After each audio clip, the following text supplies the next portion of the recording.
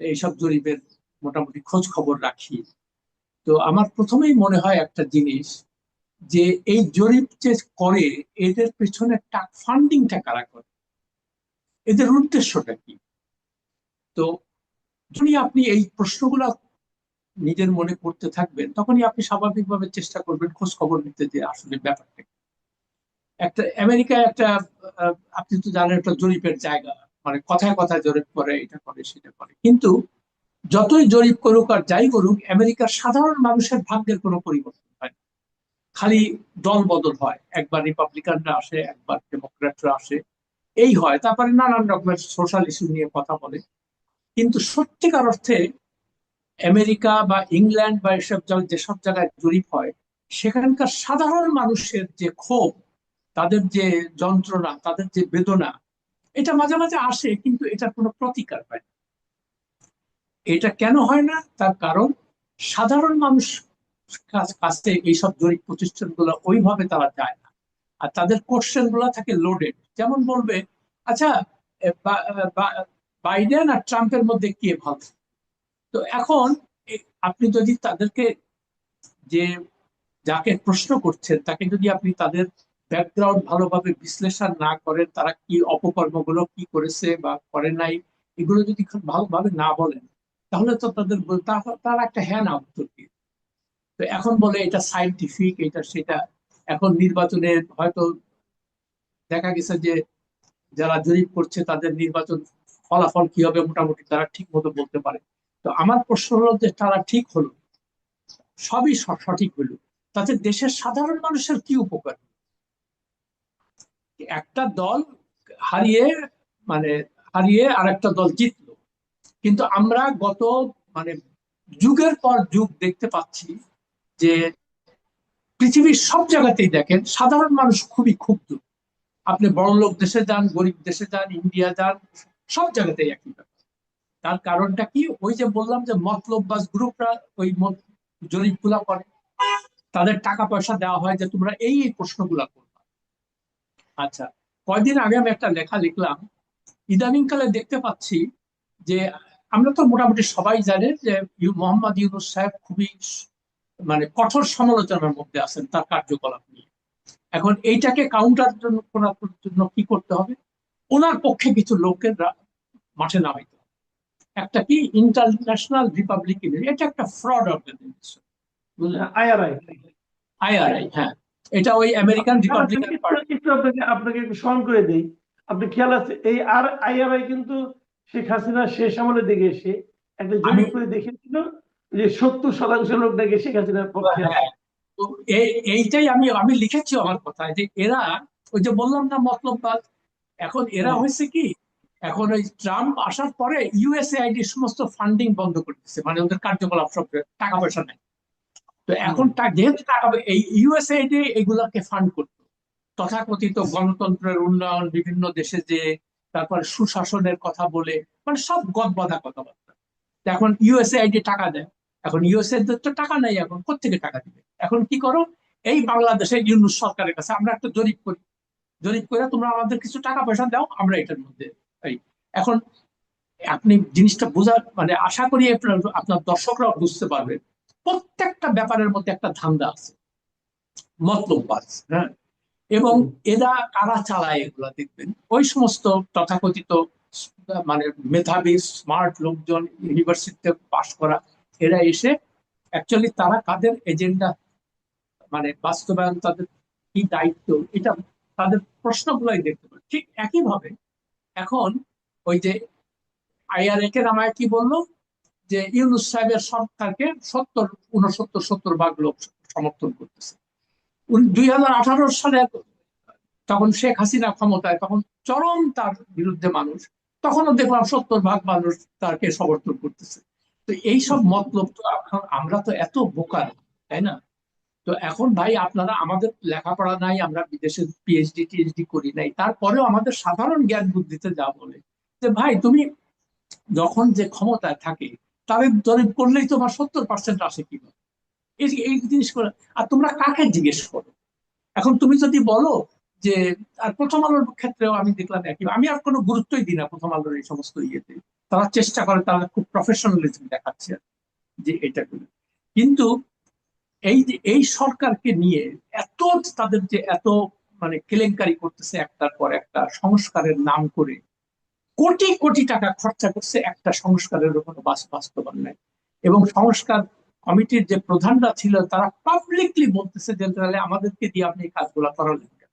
আপনি যদি কোনো কিছু নাই করবেন, তারপরে ঐক্যমত, এটা কমিশন ওইটা কমিশন। প্রথম আলো এইগুলা নিয়ে প্রশ্ন করে না। যে আপনি যে দেশের কোটি কোটি টাকা খরচা করেন, আর কি করছে? এই সমস্ত দল বল তথাকথিত রাজনৈতিক দলের সাথে আলোচনার জন্য এই সংস্কার কমিশনের মেম্বাররা হোটেল ইন্টারকন্টিনেন্টাল থেকে ওই ফরেন সার্ভিস একাডেমিতে একটা জায়গা বানাইছিল, তারা ওইখানে খালি খাও আর দাও, খালি আসো দাও, খাওয়া দাওয়া করো, ফুর্তি করো, তারপরে তোমরা চলে যাও। আচ্ছা, এই করে করে কোটি কোটি টাকা খরচা করছে। আচ্ছা, প্রথম আলো যখন, আমি এই আপনি যে জরিপের কথা বলতেছিলেন যে তারা অনেক পর একটার পর একটা ইস্যু নিয়ে করতেছে, আমার কথা হচ্ছে যে এরা কি, এই যে আমি মাত্র গতকালকে রাতেই ফিরেছি আমার গ্রামের এলাকা থেকে, এরা কি কোনোদিন এই জরিপের প্রতিষ্ঠানগুলো এদের সঙ্গে কথা বলে? আমি নিশ্চিত বলেন। তার কারণ আমি তাদেরকে জিজ্ঞেস করি, তোমাদের বলে আমাদের, আমরা তো গরিব মানুষ, আমাদের কাছে কি আছে? আমরা সিএনজি চালাই, বাসায় কাজ করি, রিক্সা চালাই, ভ্যান চালাই, সিজি বাইক চালাই, আমাদের তোর সাথে কেউ কথা বলে না। তো এখন আপনি তাদেরকে যে যদি বলেন, আচ্ছা এই শেখ হাসিনার থেকে ইউনূস সাহেব মানে কি কেমন ইয়ে করতেছে, মানে উনি তো ভালো। আচ্ছা, ভালো লোক। তো তখন ধরেন আমি যদি প্রশ্নকর্তা হই, আমি যদি সত্যি বা সৎ হই, তাহলে আমি তো বলবো, আচ্ছা শেখ হাসিনা তো অনেক স্বজন প্রীতি করতো, তার বোনকে নিয়ে যেত কোনো ইয়ে ছাড়াই, বিভিন্ন বিদেশে নিয়ে যেত, তার আত্মীয় স্বজনকে এমপি বানাইছে, এটা করছে। এখন আপনি যদি তারে বলেন, আপনি কি জানেন যে ইউনূস সাহেবও তার মেয়েকে নিয়ে বিদেশে চলে যায়? আর এক শেখ রেহানার মানে আবির্ভাব হয়েছে সেখানে। ইউনূস সাহেব তার ভাইয়ের ছেলেকে চাকরি দেয়, সরকারি চাকরি। ওনার তো হাজার হাজার কোটি টাকা, ওনার অনেক প্রতিষ্ঠান, তো ভাইয়ের ছেলেকে সেখানে চাকরি দেয় না। ওই এই গরিব দেশের ট্যাক্স পেয়ারের টাকা, তার ডেপুটি প্রেস সেক্রেটারি বানাও, তাকে কোনোদিন কেউ দেখেও নাই। তো আপনি একটা প্রশ্ন উত্তর, যাকে প্রশ্ন করছেন তাকে যদি বলেন যে ভাই এই হচ্ছে ইউনূস সাহেবের কিন্তু ব্যাকগ্রাউন্ড, আর এই হচ্ছে, দুইটা পাশাপাশি দেন, এটা হাসিনার ব্যাকগ্রাউন্ড, এটা হাসিনাও স্বজন প্রীতি করতো, তার আত্মীয় স্বজনকে সুযোগ সুবিধা দিত, উনি একই কাজ করতেন, তখন তার উত্তরটা কি হবে? আপনি আমাকে বলেন তখন কি উত্তর দেবেন? তো এই প্রশ্নগুলো প্রথম আলো বা এরকম ধান্দাবাজ যারা আছে, হ্যাঁ, মতলববাজ, এরা কখনোই এই প্রশ্নগুলা করবে না। না করে তারা আগের থেকে একটা প্রশ্ন সেট করবে যে কিভাবে, তারপরে যদি উত্তরদাতা একটু এদিক ওদিক প্রশ্ন করে তাহলে আবার ওই ওই দিকে নিয়ে যাবে। না না না, দেখেন শেখ হাসিনা এইগুলা করছিল, খালেদা যে এই অন্যায় করছে, এরশাদ এই অন্যায় করছে। কিন্তু ওই যে যেটা বললাম, যে ইউনূস সাহেব যে 14 মাসে 14 বার বিদেশে গেছে কোনো আমন্ত্রণ মানে দ্বিপাক্ষিক আমন্ত্রণ ছাড়া, সেই সরকার প্রধানদের কাছ থেকে, তো এটা তো একটা বড় দুর্নীতি। এই যে কোটি কোটি টাকা উনি খরচা করছেন, তারপর এক দল বল নিয়ে 40, 50, 60 জন সঙ্গে করে নিয়ে যাবেন, এই টাকাটা কার টাকা? এই প্রশ্নগুলো কি আপনি কখনো সাধারণ মানুষকে জিজ্ঞেস করেন যে আপনারা কি এই জিনিসগুলো জানেন? তো তখন কি বলবে তারা? তখন বলবে যে ইউনূস সাহেব ফেরেশতা, এ কথা বলবে। তারপরে আরেক যে প্রশ্ন, আচ্ছা ইউনূস সাহেব তো আসছিলেন এখানে সংস্কার করার জন্য, বেসিক সংস্কার। কি কি সংস্কার?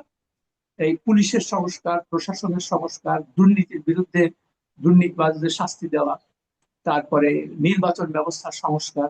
আহ, তো এগুলো আপনি, উনি কি এগুলো করেছে? না, উনি কোনোটাই করেন নাই। আর উনি কি করতেছে এখন? উনি হঠাৎ করে দেখলাম বন্দরকে ইজারা দিয়ে দিতে হবে, এটা তাদের এজেন্ডার মধ্যে ছিল না। তারপরে হঠাৎ ওনাদের মনে হইলো যে বন্দর সাংঘাতিক একটা দুর্নীতির জায়গা। তো আপনি যদি, যারা দুর্নীতির মূল যে আখড়া যেটা, অর্থাৎ সরকারি আমলারা যারা এগুলোর মধ্যে সবচেয়ে বেশি জড়িত থাকে, আপনি আজ পর্যন্ত তাদের কোনো দুর্নীতির মামলায় কাউকে কোনো শাস্তি দিচ্ছেন বা তার কেউ জেলে গেছে? জেলে হয়তো গেছে দু একজন, শেখ হাসিনার সেক্রেটারিকে আপনি নিয়ে গেছেন, তো ভালো কথা। কিন্তু দুর্নীতি দমন কমিশন যেটা আছে, দেখেন এটা একটা স্বাধীন প্রতিষ্ঠান। তো স্বাধীন প্রতিষ্ঠান যদি হয়, তারা ইউনূস সাহেব যখন নির্বাহী আদেশের মাধ্যমে তার বিরুদ্ধে দুর্নীতির মামলা প্রত্যাহার করলেন, তখন এই এই দুদক চেয়ারম্যান কেন বললো যে এটা হবে না, আগে এটা এটা ইনভেস্টিগেশন হবে, তারপরে আপনি যদি স্বাভাবিক বিচারিক প্রক্রিয়ায় আপনি যদি এখান থেকে নিষ্কৃতি পান, আলহামদুলিল্লাহ, কিন্তু আপনি নির্বাহী আদেশে এটা করতে পারেন না। তাহলে আপনি যদি করেন আমরা আবার মাপা দিব, কই এটা তো করলো না তো। এখন দুর্নীতি দমন কমিশন দেখেন, এরা বলছিল আমরা দুর্নীতির বিরুদ্ধে জেহাদ, আমরা কাউকে ছাড়বো না। বসুন্ধরা গ্রুপ এত বড় মানে অন্যায় করেছে, খুনের আসামি, ধর্ষণের আসামি, অর্থ পাচারের সঙ্গে তাদের জড়িত থাকা, রিয়ে, তারপরে ভূমিদোষ, এতগুলো মামলা আছে তাদের বিরুদ্ধে, মামলা আছে, দুদকের মামলা চলছে। তো আপনি সেই লোক দেশে মানে তার বা তার ছেলেরা মানে জেলের বাইরে কিভাবে থাকে? আপনি বাংলাদেশ ব্যাংকের গভর্নর তাকে নিয়ে কফি খাওয়াচ্ছে, একটা খুনের আসামি। আপনি এখন দেখেন, আপনি কি যাদের প্রশ্ন করেন তাদেরকে এই এই এই ব্যাকগ্রাউন্ডটা বলেন? তখন যদি আপনি এই ব্যাকগ্রাউন্ডটা বলতেন, তারপরেও যদি তারা বলতেন যে না না না ইউনূস সাহেব ফেরেশতা, আমরা মেনে নিতাম। কিন্তু আপনি তো এই প্রশ্নগুলো তাদেরকে করেন। আপনি কিছু এমন আপনার সব মতলববাজি প্রশ্ন। আর প্রথম আলোর আরো কয়েকটা কথা বলি, এরা তো দাবি করে। আরেকটা কথা আমি আপনার একটা থামাই আপনাকে।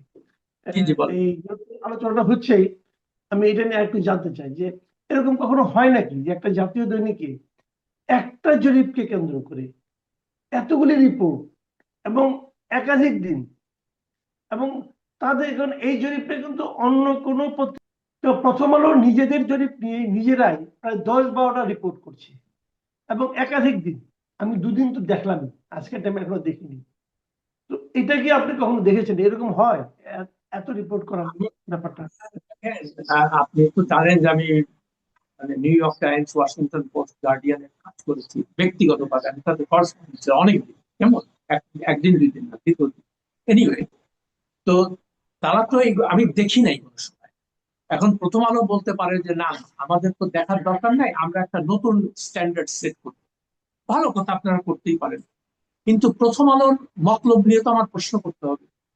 আপনি এই সরকারের যে এতগুলো কথা বললাম আমি, তাদের দুর্নীতির কথা, তাদের এই যে কথায় কথায় বিদেশে চলে যায়, তারপরে তাদের কিছু উপদেষ্টাকে রাখছে, 2 দিন পর পর বিদেশে যায়, 5 স্টার হোটেলে থাকে, বিজনেস ক্লাস ফার্স্ট ক্লাসে ট্রাভেল করে, এই সরকারি মানে ট্যাক্স পেয়ারের টাকায়। এগুলো নিয়ে কি আপনি কোনো প্রশ্ন, কোনো রিপোর্ট করছেন, কোনো ক্রিটিক্যাল রিপোর্ট, যে এটার পিছনে আপনাদের কত টাকা হচ্ছে? এটা যে কোনো সাংবাদিকের তো কাজ।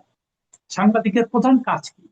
একটা হলো সাধারণ মানুষের যে স্বার্থ, সেটাকে রক্ষা করা, তাদের ইন্টারেস্ট প্রমোট করা, তাদের বক্তব্য প্রচার। 2 নাম্বার হলো ক্ষমতাসীন যারা আছে তাদেরকে জবাবদিহিতা আদায় করা। তারা বিশেষ করে আপনি যখন ক্ষমতার অপব্যবহার করেন, ক্ষমতাকে আপনি মানে ব্যবহার করে যখন নিজের সুযোগ সুবিধা নেন, তখন সেটা সংবাদপত্রের প্রথম কাজ বা সাংবাদিকের প্রথম কাজ হলো, প্রধান কাজ হলো সেটাকে নিয়ে প্রশ্ন করা বা সেটা নিয়ে আলোচনা করা, লেখালেখি করা, সেগুলো আপনি করেন। আর প্রথম আমার আরো কতগুলো ব্যাপার বলি। এদের মানে কি লেভেলের অপসাংবাদিকতা চিন্তা করেন আপনার। 2016 সালে হলি আর্টিজানে একটা বিশাল ঘটনা ঘটলো বাবা। সেখানে যে কয়েকজন মারা গেছিল তার মধ্যে ছিল প্রথম আলোর মালিকের নাতি ফারাজ হোসেন। খুবই দুঃখজনক, একটা 20 বছরের ছেলে এইভাবে আমি নিজেও এটার উপরে লিখেছি বিদেশি পত্রিকায়।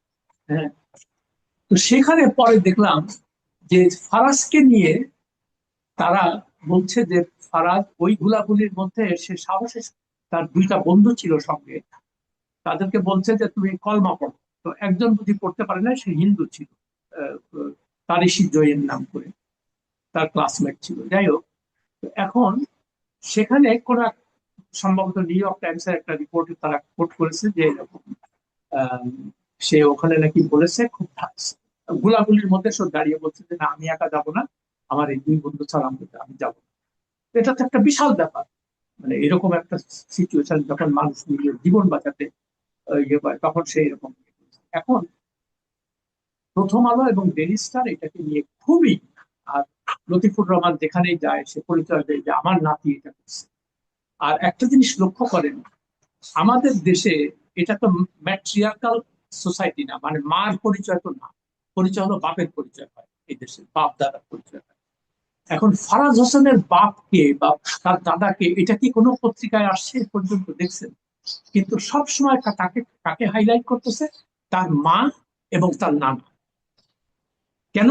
তাদের বড় বড় শিল্প প্রতিষ্ঠানের মালিক, ব্যবসায়িক প্রতিষ্ঠানের মালিক, এবং তাদের দুইটা কাগজের মালিক, প্রথম আলো, ডেইলি স্টার।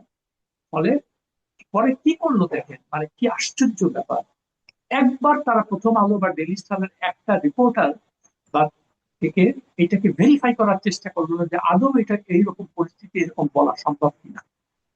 এটা কোনোভাবেই সম্ভব না, তারা এটার মধ্যেই যায়। তারপরে এটা নিয়ে একটা বই লিখেছে এক সাংবাদিক, আমি ভুলে গেলাম তার নামটা, মানে পুরো ইয়েটা সে কে নুরুজ্জামান সেখানে লাবু?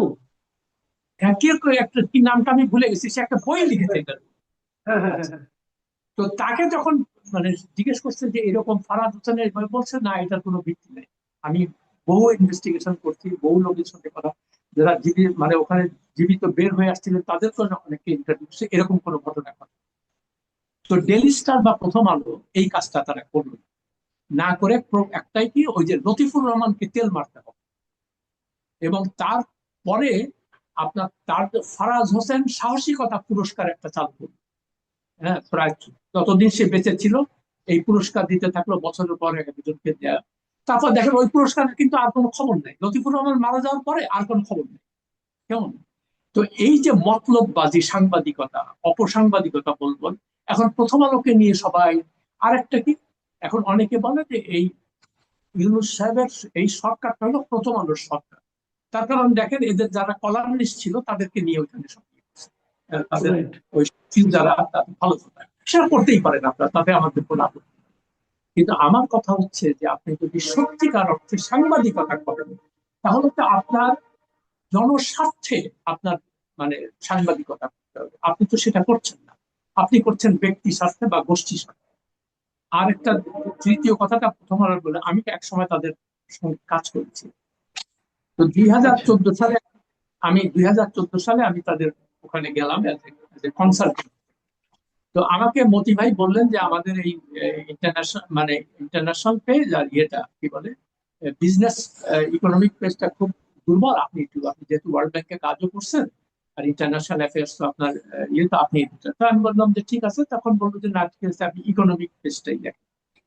ভালো কথা, দেখে আমি কিছু পরিবর্তন দিয়ে দেবো। এবং উনি আমাকে মানে যাদের সাথে কাজ করে তারাও বললো যে আমরা 10 দিনে আরশাদ ভাইয়ের কাছ থেকে যা শিখছি 10 বছরও তা শিখি। এবার মতি ভাই নিজেই আমাকে বলছে যে তারা খুবই খুশি আপনার এই ব্যাপার। তো একদিন মানে আমার মনে ছিল 2010 কি 11 সালে আব্দুল মুহিত তখন ফাইন্যান্স মিনিস্টার। তো উনি বললেন, পাবলিকলি বললেন যে ওই কুইক রেন্টাল পাওয়ারের অনেক ইয়ে শুনতেছিলেন না তখন, রাইট, রাইট। প্রচুর। তো তখন উনি বললেন যে একটা বিশেষ কোম্পানি একের পর এক কন্ট্রাক্ট পাচ্ছে, এটা নিয়ে একটা ইনভেস্টিগেশন হওয়া দরকার। চিন্তা করেন, সিটিং ফাইন্যান্স মিনিস্টার বলছে। তো আমি প্রথম আলোর আমার কলিগদের বললাম যে এটা তো একটা সাংঘাতিক ব্যাপার, আমাদের একটা এটা নিয়ে একটা রিপোর্ট করতে হবে। সে সামিট গ্রুপ ভালো করেছে কি খারাপ করেছে বা দুর্নীতি করেছে কি করে নাই, এটা আমাদের দায়িত্ব না, আমরা খালি জিনিসটা এক ইনভেস্টিগেশন। মিনিট। আপনি ওই কুইকেন্ডে আব্দুল মুহিত বললো ওখান থেকে আবার বলেন, মাঝখানে কিছুক্ষণ একদম অফ ছিল।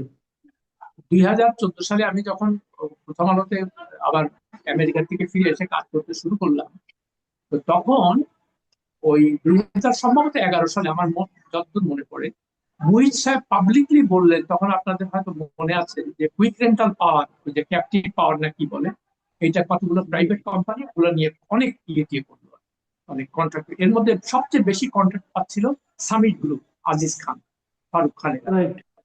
তো তখন মুহিত সাহেব পাবলিকলি বললেন যে একটা বিশেষ কোম্পানি কেন একের পর এক কন্ট্রাক্ট পাচ্ছে, এটার একটা ইনভেস্টিগেশন হওয়া দরকার। তো এটা তো সাংঘাতিক ব্যাপার যে finance minister, sitting finance minister বলছে। তো আমি আমার প্রথম আমার কলিগদের বললাম যে 2014 সালে যে তোমরা এটা নিয়ে একটা ইনভেস্টিগেশন করো, মানে আমরা একটা মানে থরো রিপোর্ট করবো। এত কথাবার্তা, এত সমালোচনা আলোচনা হচ্ছে, আমরা আমরা আমাদের পাঠকদের জানাতে চাই মূল ব্যাপারটা কি আসলে। তো ওখানে এক রিপোর্টার আমাকে বললো যে আরশাদ ভাই, এটা তো আপনি করতে পারবেন না। আমি বললাম কেন পারবো না? তো বললো আজিজ খান মতি ভাইয়ের খুব ঘনিষ্ঠ বন্ধু। আমি বললাম তাতে কি আসে যায়, ও। এটা এটা তো কোনো ব্যক্তিগত ব্যাপার না, এটা হলো একটা জাতীয় ব্যাপার, এটা ন্যাশনাল ইস্যু। ফাইন্যান্স মিনিস্টার বলেছে তা বললো যে না দেখেন, মতি ভাই তো এটা রাজি হবে না। আমি বললাম মতি ভাই রাজি হোক আর না হোক, আপনি you are under me now, আমার সঙ্গে কাজ করতেছেন, এটা করতে হবে, আপনারা এটা শুরু করেন। মতি ভাই আমার সাথে আর দেখা সাক্ষাৎ করে না, সে আমার দেখলে অন্যদিকে চলে যায়। সে তো টের পেয়ে গেছে যে আমি এটা করতেছি। তারপরে আমি বললাম যে ঠিক আছে, এক সপ্তাহের মধ্যে আমাকে এই সবকিছু, আমি আমি গাইডলাইনও দিয়ে দিলাম যে কোন কোন কিভাবে আপনারা এটা প্রসিড করবেন, কি প্রশ্ন করবেন, সবকিছু আমি রেডি করে দিলাম। হ্যাঁ, দিয়ে আপনারা এখন কাজ করেন। আচ্ছা, ভালো কথা। এক সপ্তাহ হয়ে গেছে, তারপরে রিপোর্ট আর হয় না। তা আমি বললাম যে কি ব্যাপার, আমি যে এইগুলো বললাম, বলছিলাম না যে। এখন সেখানে আমি একটা জিনিস, যেমন ওই প্রশ্নটা যে প্রশ্নটা ছিল, আমি সেটা আপনাদের আরো ভেঙে ভেঙে বলি। প্রশ্নটা ছিল যে আগামী জাতীয় সংসদ নির্বাচনে গণ অভ্যুত্থানে পতিত দল আওয়ামী লীগের অংশগ্রহণ সম্পর্কে আপনার মতামত কি? দেখুন, প্রশ্নটার মধ্যে কিন্তু আওয়ামী লীগকে খুবই ছোট করে দেখানো হয়েছে যে গণ অভ্যুত্থানে পতিত দল, তার মানে আওয়ামী লীগ অবশ্যই গণ অভ্যুত্থানে পতিত হয়েছে, এটা নিয়ে আমার কোনো আপত্তি নেই। কিন্তু কিন্তু যখন 1 বছর 1.5 বছর পর যখন এই প্রশ্নটা করা হয়েছে, উত্তরদাতাকে আবারও স্মরণ করিয়ে দেওয়া হয়েছে যে এই দলটা কিন্তু গণ অভ্যুত্থানে পতিত। তার মানে এই দলের প্রতি আপনার সিম্প্যাথি না দেখালেও কোনো সমস্যা নেই, এই ধরনের একটা ইঙ্গিত কিন্তু প্রশ্নের মধ্যে আছে। সেরকম ইঙ্গিত থাকা সত্ত্বেও উত্তরটা কি এসেছে শুনেন।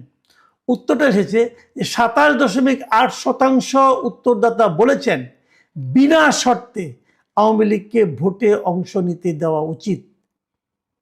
আমি মনে করি এটাই আসলে আওয়ামী লীগের মূল সমর্থক। তারা 27.8% লোক এরা বলেছে যে কোনো রকম শর্ত টর্ত না, আওয়ামী লীগকে নির্বাচনে অংশ নিতে দেওয়া উচিত। আর 26% উত্তরদাতার মতে শাস্তি ও সংস্কার হলে আওয়ামী লীগ নির্বাচনে অংশ নিতে পারে। তার মানে প্রায় কাছাকাছি।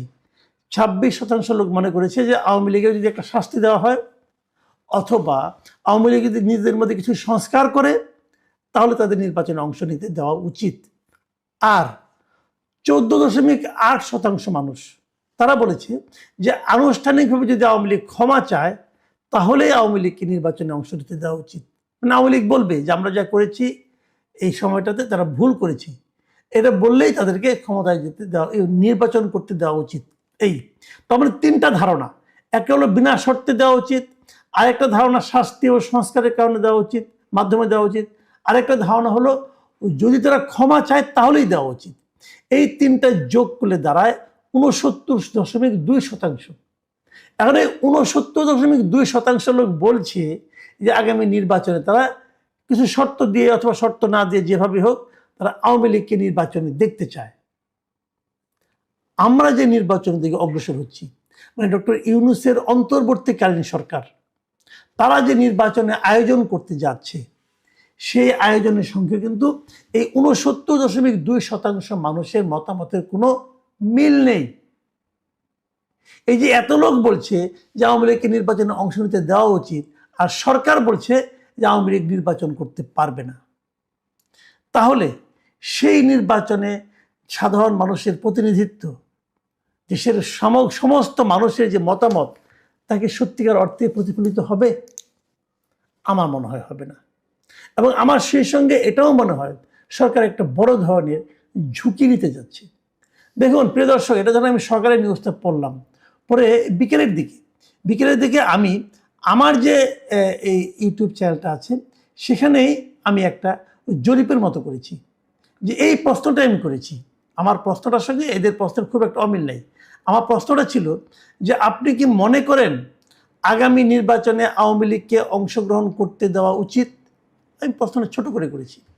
উত্তর কি এসেছে দেখেন। 72% লোক বলেছে অবশ্যই নির্বাচনে অংশ নিতে দেওয়া উচিত। তার মানে ওখানে ছিল 69.1%, সবগুলি যোগ করলে, আর আমার এখানে হচ্ছে 72%, মানে কাছাকাছি। কিন্তু মানে সাধারণ মানুষের যে মতামতটা, এটা প্রথম আলো এবং আমার এখানে প্রায় একই রকম হয়েছে। আর নির্বাচনে অংশ নিতে দেওয়া উচিত নয় বলেছে 21% লোক। অপরাধের জন্য ক্ষমা চাইলে নির্বাচন করতে দেওয়া উচিত বলছে 5% লোক, আর 2% লোক কোনো মন্তব্য করতে চায় নাই। আমার এখানে গত 5 ঘন্টায় আমি দেখেছি সেখানে 11,000 লোক ভোট দিয়েছে। 11,000 লোক কিন্তু তারা বাঙালি, বাংলাদেশি। তারা আওয়ামী লীগ, বিএনপি, জামাত এদের কারো না কারোকে ভোট দেয় অথবা অন্য কোনো দলকে ভোট দেয়। তাদের মধ্যে 72.72% লোক বলেছে যে আওয়ামী লীগকে নির্বাচনে অংশ নিতে দেওয়া উচিত। আর যদি তারা ক্ষমা চায় তাহলে বলেছে যে ক্ষমা চাইলে আরো 5% বলেছে তাকে নির্বাচনে ভোটে ইলেকশন করতে দেওয়া উচিত। তাহলে এই যে দুটো আমরা পেলাম, প্রথম আলোর এত আলোচিত জরিপ আর আমার মতো ক্ষুদ্র মানুষের 11,000 লোকের জরিপ, মতামতটা কিন্তু ঘুরে ফিরে একই জায়গায় আসছে। সেই মতামতটা কি? যে আওয়ামী লীগকে নির্বাচনে অংশ নিতে দেওয়া উচিত। তাই হতো। এখন এখানেও আমরা দেখছি যে উনি যা বলেন তাই হবে। উনি চাচ্ছেন আগামীকাল থেকে হবে, আগামীকাল থেকে হবে কেন? সৌজন্যতা বলতে তো একটা ব্যাপার আছে। আচ্ছা, এই কাজটা করার মাধ্যমে এই যে তফসিল ঘোষণার সঙ্গে সঙ্গে তাদের পদত্যাগটা কার্যকর হবে, এই যে কথাটা, এটা দেখলে কি বোঝানো হচ্ছে? এটা কি এই বোঝানো হচ্ছে যে তফসিল ঘোষণার আগ মুহূর্ত পর্যন্ত যদি অন্তর্বর্তীকালীন সরকারের কোনো উপদেষ্টা দায়িত্বে থাকেন এবং তফসিল ঘোষণার সঙ্গে সঙ্গে যেন পদত্যাগপত্র জমা দেন, তাহলে এই সরকারের নিরপেক্ষতা ক্ষুণ্ণ হবে না, এটা বোঝাচ্ছেন? মানে কি? এরপরে যখন তত্ত্বাবধায়ক সরকার আসবে, যেটা আমাদের সংসদে, মানে এর মধ্যে আমাদের পাশ হওয়ার কথা আছে, সংসদে পাশ হবে আগামী সংসদে, যেটা কি জুলাই সনদে আছে, তো সেটা যদি পাশ হয় সেখানে কি আছে? সেখানে কি এভাবে বলা হয়েছে যে তত্ত্বাবধায়ক সরকারের যারা থাকবে উপদেষ্টা, তারা যদি নির্বাচন করতে চায় তাহলে তারা তফসিল ঘোষণার আগ মুহূর্ত পর্যন্ত দায়িত্বে থাকতে পারবে?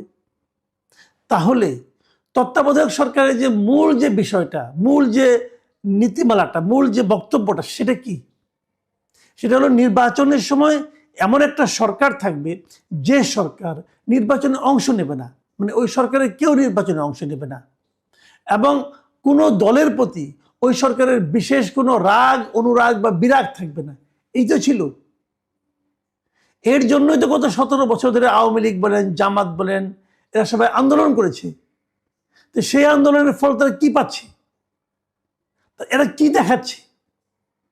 আপনারা একটা তথ্য, আপনারা যেটা দেখাচ্ছেন, ধরা যাক অন্তর্বর্তীকালীন সরকার, এরা যে সমস্ত কর্মকাণ্ড করেছে, তো এরাই তো আবার নতুন কিছু নিয়ম কানুন তৈরি করতেছে। তো যে নিয়মগুলো তারা তৈরি করতেছে, কেন তৈরি করতেছে? ওগুলি ভালো বলেই তো তৈরি করতেছে। তাহলে তারা কি মন্দটাই করেছে না তারা ভালোটাই করেছে? আমি ধরে নিচ্ছি তারাও ভালোটাই করছে। তো এইটাই কি আমাদের ভালোর নমুনা? এটা যদি ভালোর নমুনা হয় তাহলে আগামী থেকে আমরা এরকম ভালোই পেতে যাচ্ছি। যদি ওরকম ভালোই পেতে থাকি তাহলে সেটাকে আপনি নিরপেক্ষ নির্বাচনের মানে পূর্ব শর্ত হিসেবে কিভাবে বিবেচনা করবেন? আমি তো করতে পারি না। এই আসিফ মাহমুদ সজীব ভুঁইয়া স্থানীয় সরকার মন্ত্রণালয়ের দায়িত্বে ছিলেন এবং উনি গত কয়েক মাস বিভিন্ন এলাকায় বরাদ্দ ব্যাপারগুলিতে উনি যে এখান থেকে নির্বাচন করেন, ওনার যে এলাকা, এই সমস্ত জায়গায় বড়, ওনার যারা বন্ধু বান্ধব আছে তারা যে সমস্ত এলাকা থেকে নির্বাচন করছে, সেই সমস্ত এলাকায় তারা অন্য এলাকার তুলনায় অনেক অনেক বেশি বরাদ্দ দিয়েছে। কার টাকা দিয়েছে? সরকারের টাকা দিয়ে। ওনার বাবার টাকা দেয়নি, কিন্তু ওনার বাপের টাকা দেয়নি। ওনার বাপ বরং কন্ট্রাক্টারি করতে গেছিল, ধরা খায় পরে প্রত্যাহার করে নিচ্ছে। তাহলে জনগণের টাকা উনি বিতরণ করতেছেন ওনার সুবিধা অনুযায়ী, আর পর আবার উনি আবার ইলেকশন করতে যাচ্ছেন। এবং সেটা হচ্ছে কি নিরপেক্ষতার একটা প্রকৃষ্ট উদাহরণ, মানে ডক্টর ইউনূসের কর্তৃক তৈরিকৃত নিরপেক্ষতার একটা ভয়ঙ্কর উদাহরণ হচ্ছে এটা। তো এই যদি হয় আমাদের দেশের নির্বাচন ব্যবস্থা নিয়ে, নির্বাচন নিয়ে, সরকার নিয়ে আমাদের চিন্তা ভাবনার প্রাপ্তি, মানে প্রত্যাশার বিনিময়ে এই যদি হয় আমাদের প্রাপ্তি, তাহলে আমরা আশাটা কার উপর করবো? ভাবুন, আর একটা কথা বলি, যখন পদত্যাগপত্র জমা দেন তখন ডক্টর ইউনূস কিন্তু কিছু কথা বলেছেন। আমি ডক্টর ইউনূসকে একটা কথা পড়ে শোনাচ্ছি। উনি বলেছেন যে সরকারের থেকে যে অভিজ্ঞতা তোমরা অর্জন করেছ তা ভবিষ্যৎ জীবনে অবশ্যই কাজে লাগাতে হবে। আমি তো ভয় পেয়ে গেছি। যদি এই অভিজ্ঞতা তারা অর্জন করছে, এটা যদি তারা ভবিষ্যতে প্রয়োগ করে তাহলে তো দেশের 12টা বাজবে ভাই। তাদের কি অভিজ্ঞতা বলুন তো দেখি? নীলা মার্কেটে যাওয়া, হাঁস খাওয়া, হাঁস যদি না থাকে অত রাতে তাহলে এসে ওয়েস্টিনে খাওয়া, এগুলো অভিজ্ঞতা? তারা কি এই অভিজ্ঞতা প্রয়োগ করবে?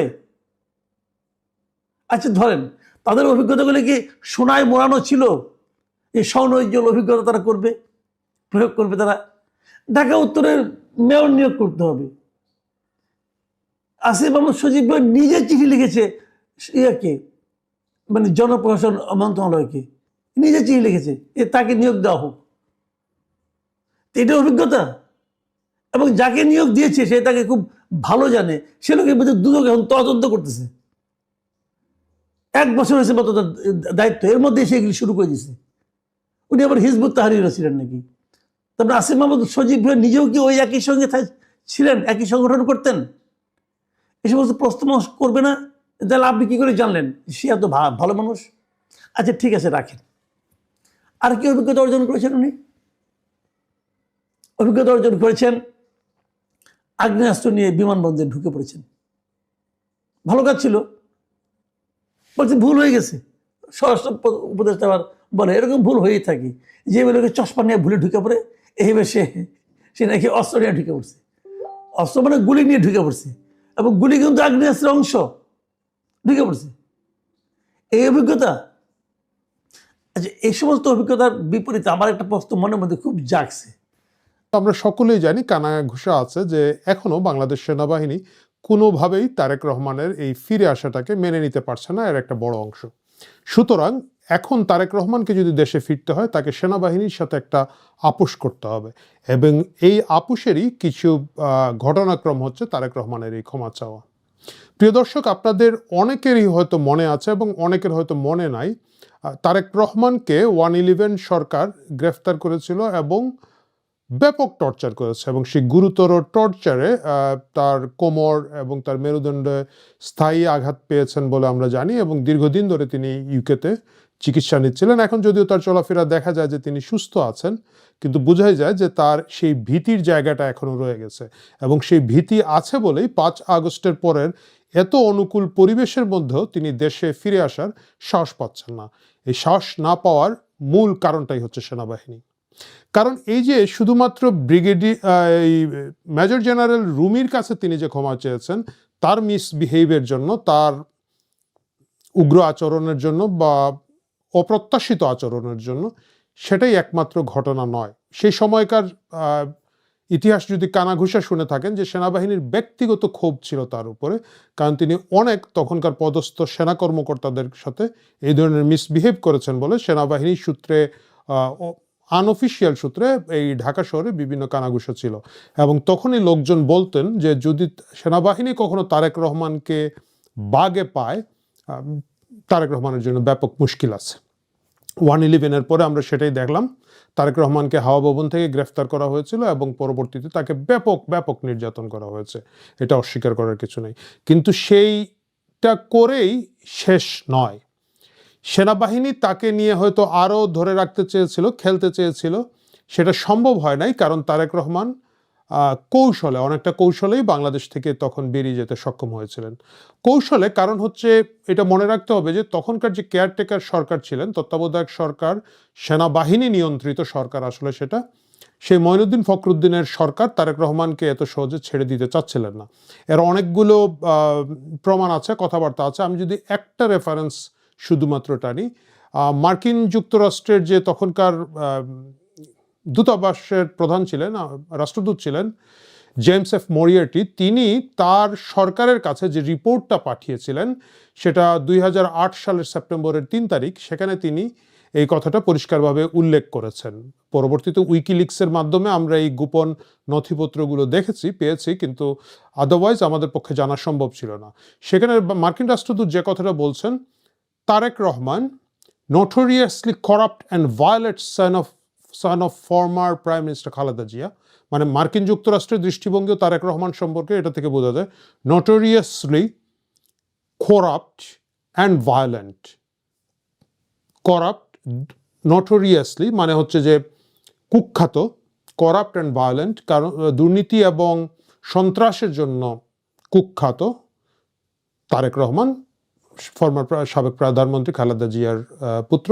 এইভাবে মার্কিন যুক্তরাষ্ট্রের রাষ্ট্রদূত তার রিপোর্টটা শুরু করেছেন, এবং সেখানে তিনি বলছেন যে মেজর জেনারেল গোলাম কাদেরের সাথে তার কথা হয়েছে, এবং মেজর জেনারেল গোলাম কাদের তখন কেয়ারটেকার গভর্নমেন্টের একজন অ্যাডভাইজার, নিশ্চিত করেছেন যে এই জিনিসটা কেয়ারটেকার সরকারের অনেকটা অগোচরে ঘটে গিয়েছে, এবং তারা সরকারের জন্য দোষারোপ করছিলেন যে তখনকার যে বিচার ব্যবস্থার মধ্যে ছিলেন তাদের সেনাবাহিনীর সাথে সম্পৃক্ত না এরা, কিন্তু মোস্টলি আসলে তখনকার অ্যাটর্নি জেনারেল ছিলেন, ওনার নাম সালাউদ্দিন। অ্যাটর্নি জেনারেল সালাউদ্দিন এটাকে ম্যানেজ করেছেন। এবং মার্কিন রাষ্ট্রদূতের সেই রিপোর্টের মাঝে আছে যে তারেক রহমান যে হুট করে এই জামিনটা পেয়ে যাবেন, এটা খুব দ্রুত লয়ে করা হয়েছে। এবং একটা ইঙ্গিত আছে যে তখনকার যে প্রধান বিচারালয়গুলো আছে, হাইকোর্ট, সুপ্রিম কোর্ট, সেখানে যেহেতু বিএনপির লবির লোকজন ছিলেন, বিএনপির নিয়োগ করা লোকজন ছিলেন সেখানে, এবং সেটাকে ট্রিগার্ড করেছে। এবং জুবাইদা রহমান, ডক্টর জুবাইদা রহমান, তারেক রহমানের স্ত্রী, তার ব্যক্তি উদ্যোগে সম্পূর্ণভাবে বিভিন্ন চ্যানেলকে পাশ কাটিয়ে এই জামিনটা হুট করে তারা উচ্চতর আদালত থেকে নিয়েছেন।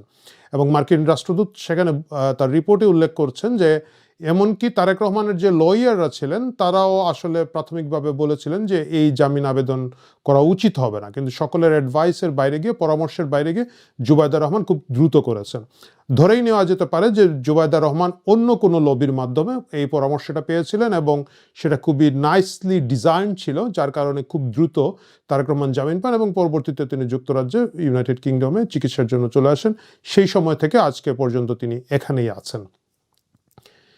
এখন তার ফিরে যাওয়ার বেলা যে কথাটা আমি বলছিলাম, যে যেহেতু তখনকার মেজর জেনারেল গোলাম কাদের বলছেন যে আসলে সেনাবাহিনী, উনি বলেছেন যে এটার সাথে সেনাবাহিনী উষ্মা প্রকাশ করেছে, সরকার তো উষ্মা প্রকাশ করেছে, বিব্রত হয়েছে কিছুটা, কারণ তারা খালেদা জিয়ার মুক্তির আগেও কিন্তু তারেক রহমানের মুক্তিটা হয়ে গিয়েছিল, এবং তাদের সেই আফসোসটা রয়ে গেছে যে তারা তারেক রহমানকে এনাফ শিক্ষা দিতে পারে নাই, যদি আমি তাদের ভাষায় বলতে চাই।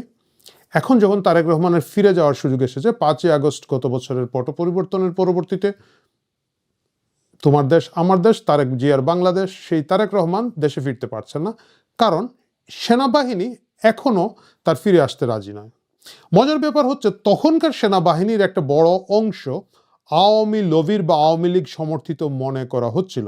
তখন খুব স্বাভাবিকভাবেই তারা, বিশেষ করে হাওয়া ভবন, তারেক রহমান, তখনকার বিএনপি জামাত সরকারের উপরে বিরক্ত ছিলেন, সেটা 111-এর বিভিন্ন কার্যক্রমে বোঝা গিয়েছে। তাহলে এখন কি মুশকিলটা তৈরি হচ্ছে?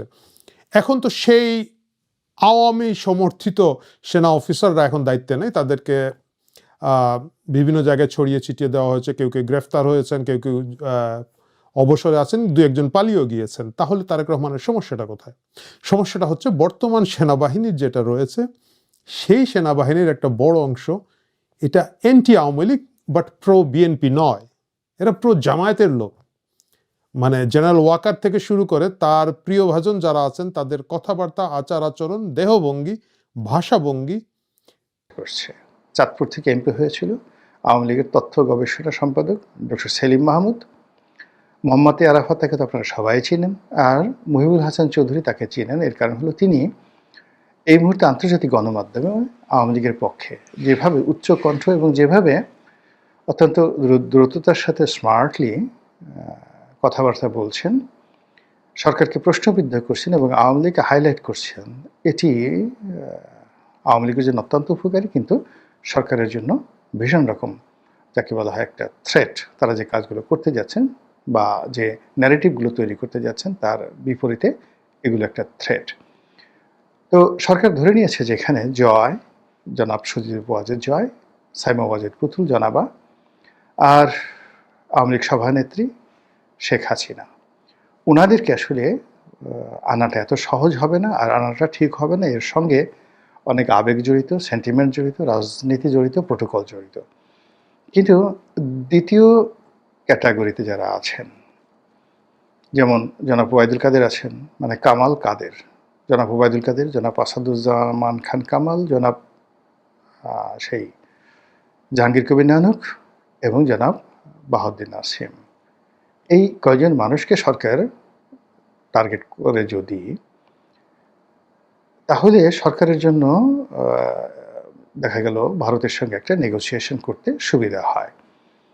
আর ভারত যদি এই কয়জন লোককে প্রত্যার্পণ করে, তারা যদি বলে অন টেস্ট কেসে তোমাদেরকে এটা দেওয়া হলো, তোমরা কেমন বিচার করো সেটি দেখার জন্য, যদি তোমরা ভালো বিচার করো তাহলে ভবিষ্যতে আমরা হয়তো আরও প্রত্যার্পণ করব। কিন্তু তারা যদি শর্ত সাপেক্ষে তাদেরকে হস্তান্তর করে এবং বলা হয় যে এখানে ভারত থেকে উকিল নিয়োগ করা হবে, ইংল্যান্ড থেকে উকিল নিয়োগ করা হবে, তাদেরকে এইভাবে প্রোটেকশন দিতে হবে, এইভাবে মানবাধিকার সংরক্ষণ করতে হবে, এই বিষয়গুলো অসংখ্য শর্ত দিয়েও যদি ভারত হস্তান্তর করে, তাহলে ডক্টর মোহাম্মদ ইউনূস সরকারের যে সাময়িক বিজয়, এই বিজয় নিয়ে ইউনূস সমর্থক এনসিপি এবং জামাত এত বেশি তারা আনন্দ উদ্বেলিত হবেন এবং এত বেশি যাকে বলা হয় তাদের যে সফলতা তারা প্রচার করতে পারবেন যে আগামী ৩-৪ বছর তাদেরকে ক্ষমতা থেকে সরানোর কথা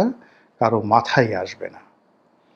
এবং বিএনপি এখন এই মুহূর্তে যেভাবে ক্ষমতা আসার, নির্বাচন করার যে স্বপ্ন দেখছে, এই স্বপ্ন ৩-৪ বছর ৫ বছর পিছিয়ে যাবে, ১ মিনিটে পিছিয়ে যাবে যদি একজন সিঙ্গেল মানে একজন জনাব আসাদুজ্জামান খান কামাল অথবা যে কোনো আওয়ামী লীগের একজন নেতাকে ভারত থেকে যদি সরকার আনতে পারে এবং এর জন্য ডক্টর মোহাম্মদ ইউনূস যদি তার ইন্টারন্যাশনাল কানেকশন, তার ডিপ্লোম্যাটিক রিলেশন, তার সরকারের অন্য যে সকল মেশিনারিজ রয়েছে সেইগুলো সব ব্যবহার করে যদি এই কাজটি করতে পারেন, তাহলে তার ক্ষমতার যে প্রলম্বিতা বা ক্ষমতার যে দীর্ঘমেয়াদী পরিকল্পনা, এটা বাস্তবায়ন 99% সফল হয়ে যাবে, জামাতে খুশির বন্যা বয়ে যাবে। এখন প্রশ্ন হলো যে ভারত এই কাজটি করবে কি করবে না, করতে পারে আবার নাও করতে পারে, সেগুলো নিয়ে আলাপ আলোচনা করবে। কিন্তু সরকার এই কাজটি এই মুহূর্তে কেন করতে চাচ্ছে, মূল বিষয়টা হলো যে এই মুহূর্তে সরকারের কাছে যে বিকল্প বিষয়গুলো আছে, ১ নম্বর সরকারের জন্য সবচেয়ে একেবারে এই মুহূর্তে আনঅ্যাভয়েডেবল সার্কামস্ট্যান্সে, সেটি হলো আগামী ১৫ দিনের মধ্যে বা ২০ দিনের মধ্যে সরকারকে নির্বাচনের তফসিল ঘোষণা করতে হবে। কাজেই সরকারের হাতে কার্যত ১৫ দিন সময় আছে।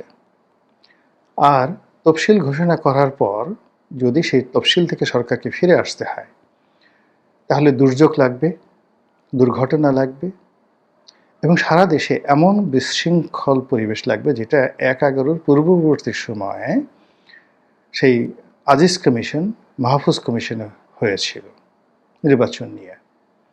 বঙ্গভবন একভাবে চলছে, তারপরে বেগম খালেদা জিয়ার অফিস একভাবে চলছে, হাওয়া ভবন একভাবে চলছে, নির্বাচন কমিশন একভাবে চলছে, মানে যাচ্ছে তাই একটা অবস্থা, রাজপথে রীতিমতো উত্তাল একটা অবস্থা। তো ওইরকম একটা অবস্থায় নির্বাচন পিছিয়ে দেওয়া, নতুন একটা শিডিউল ঘোষণা করা সরকারের জন্য ইজি হবে এবং এটা 50-50, এতে সরকার টিকতেও পারে, সরকার ঝরেও যেতে পারে, সরকার নিরাপদে প্রস্থান করতে পারে অথবা সরকার কট অফ হতে পারে। কিন্তু এই যা কিছু করার সরকারকে এই ১৫ দিনের মধ্যেই তাকে করতে হবে। একটা গ্র্যান্ড ভিক্টরি দেখাতে হবে এবং সেই গ্র্যান্ড ভিক্টরি দেখানোর জন্য সরকার যে কোনো বিষয়ে ছাড় দিতে প্রস্তুত এবং ছাড় দিতে পারবে এবং সরকারের হাতে সেই মেশিনারিজগুলো এই মুহূর্তে আছে বলেই আমি মনে করি। আর যদি সেটা না থাকতো তাহলে স্পেসিফিক একেবারে সুনির্দিষ্টভাবে জনাব আসাদুজ্জামান খান কামালের নাম উল্লেখ করে এভাবে জনাব শফিক বক্তব্য দিতেন না। এর কারণ হলো কামাল সাহেবের সঙ্গে তার ব্যক্তিগত কোনো শত্রুতা আগেও ছিল না, এখনও নেই, আর ভবিষ্যতে থাকবে না। দুজন দুই লাইনের মানুষ। আর জনাব কামাল, আসাদুজ্জামান খান কামাল ব্যক্তিগতভাবে বন্ধুবৎসল মানুষ। তিনি স্বরাষ্ট্রমন্ত্রী ছিলেন কিন্তু কারোর সঙ্গে খারাপ আচরণ করেছেন, ব্যক্তিগতভাবে কারো ক্ষতি করেছেন, এরকম একটা তার শত্রু যারা আছেন তারাও বলতে পারবেন না। তার অনেক দায়িত্ব নিতে হচ্ছে, কিন্তু সেক্ষেত্রে জনাব শফিক সাহেবের সাথে কামাল সাহেবের কোনো সম্পর্ক খারাপ হওয়ার কোনো রিজন নাই। এবং সাম্প্রতিক সময়ে যে ভিডিওগুলো বা অডিও যে কলগুলো ফাঁস হয়েছে, সেখানে আইনমন্ত্রী আনিসুল হক এবং জনাব কামাল, তাদের দুজনের যে কথোপকথন ফাঁস হয়েছে, সেখানে কামাল সাহেবকে অনেকটা যাকে বলা হয় আন্দোলনকারীদের প্রতি লয়াল, শান্তিপ্রিয়, ধীর স্থির বলে মনে হয়েছে। তিনি খুব দ্রুত তাদেরকে ছেড়ে দিতে চাচ্ছিলেন, এরকম অশান্তি সৃষ্টি করতে চাচ্ছিলেন না। তো সেক্ষেত্রে সরকার বা এনসিপি বা আন্দোলনকারী যারা আছেন তারা এই যে ভিডিও বা অডিও ফুটেজ ফাঁস হওয়ার পর জনাব কামালের প্রতি সঙ্গত কারণে একটু সফট হবেন। তো এই ঘটনা ঘটেছে গত 1 সপ্তাহ ধরে, কিন্তু এই 1 সপ্তাহ পরে হঠাৎ করে জনাব শফিকের মুখে যখন কামাল সাহেবের নাম এলো, তখন ধরে নিতে হবে যে ডালমেকুস কালা হায়। এখানে যেহেতু সাবেক প্রধানমন্ত্রী শেখ হাসিনা ওনার বিরুদ্ধে রায় ঘোষিত হয়েছে এবং তার সঙ্গে জনাব আসাদুজ্জামান খান কামাল তাকেও দায়ী করা হয়েছে। তো সেক্ষেত্রে দুধের স্বাদ ঘোলে মেটানো, অর্থাৎ শেখ হাসিনাকে সরকার কিছু করতে পারছেন না, কিন্তু সরকার যদি যে কোনোভাবে জনাব কামালকে আটকাতে পারেন, এমনকি বাংলাদেশে এনে তাকে আইনের মধ্যে রেখে অ্যাপিলের সুযোগ দিয়ে তাকে যদি রাজসাক্ষী বানানো হয়, অথবা তাকে যে কোনোভাবে যাবজ্জীবন কারাদণ্ডের পরিবর্তে মৃত্যুদণ্ডের পরিবর্তে 5 বছরের জায়গায় 10 বছর দেওয়া হয়, এমনকি কুল্লো খালাস করে দেওয়া হয়, যে তাকে একেবারেও খালাস করে দেওয়া হয়, ওটা নিয়ে বাংলাদেশে কেউ প্রশ্ন করবে না। কিন্তু এই মুহূর্তে সারা বাংলাদেশ ডক্টর মোহাম্মদ ইউনূসকে মাথায় করে নাচবে, জনাব শফিক সাহেবকে মাথায় করে নাচবে যে তারা ভারতের মতো একটা শক্তিশালী রাষ্ট্রের সঙ্গে কূটনৈতিক দক্ষতা দেখিয়ে এইভাবে বন্দি বিনিময় চুক্তির অধীন জনাব আসাদুজ্জামান খান কামালকে ফেরত আনতে পেরেছেন। এটা গেল প্রথম।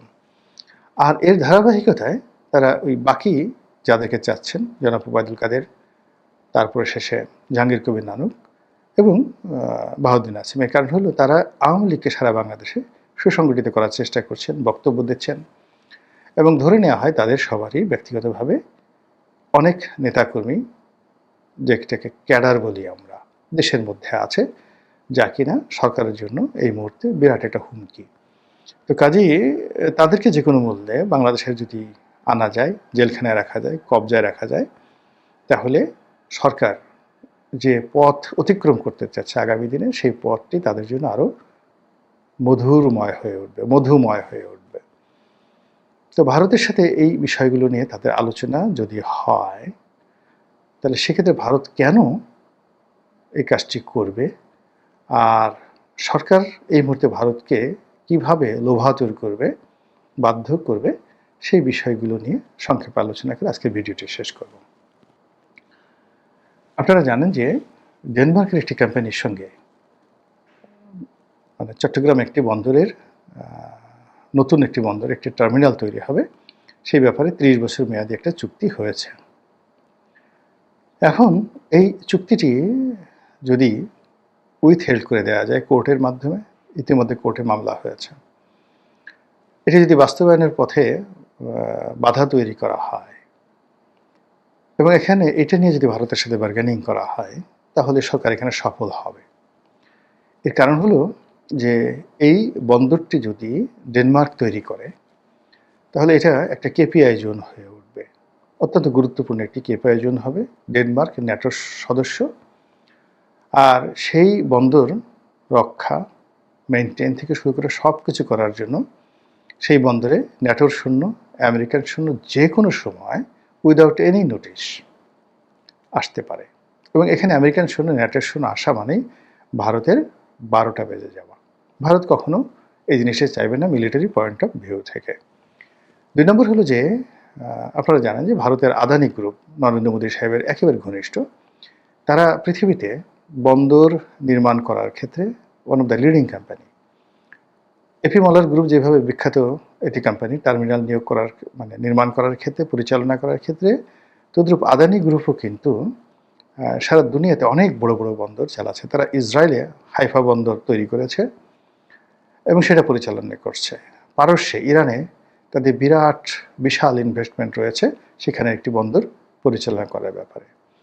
এছাড়া ভারতে তাদের অনেকগুলো বন্দর রয়েছে এবং আরও অনেক, আমি যেটা জানি না এই মুহূর্তে, হয়তো আরও অনেক আদানি গ্রুপের এই বন্দর পরিচালনা করা, টার্মিনাল নির্মাণ করা, এখানে তাদের বিনিয়োগ রয়েছে।